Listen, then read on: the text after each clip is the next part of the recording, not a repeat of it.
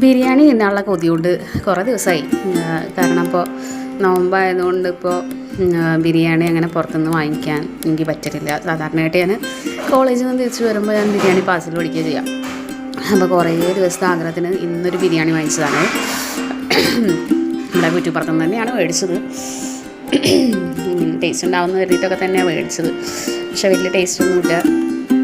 ഒരു chicken piece വറുത്തിട്ടുണ്ട്, പിന്നെ കുറേ റൈസ് ഉണ്ട്, പിന്നെ കുറച്ച് മസാലയൊക്കെ ഉണ്ടായിരുന്നു.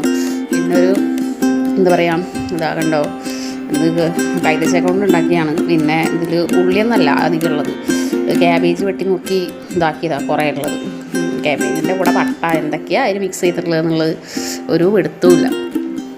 അപ്പോൾ എൻ്റെ ബിരിയാണിയുടെ കൊതിന്ന് മാറി ഇതോട് കൂടിയിട്ട് വേണ്ടായിരുന്നു എന്നുള്ള ഒരു നിലപാടിലാണ് ഇപ്പം ഞാൻ.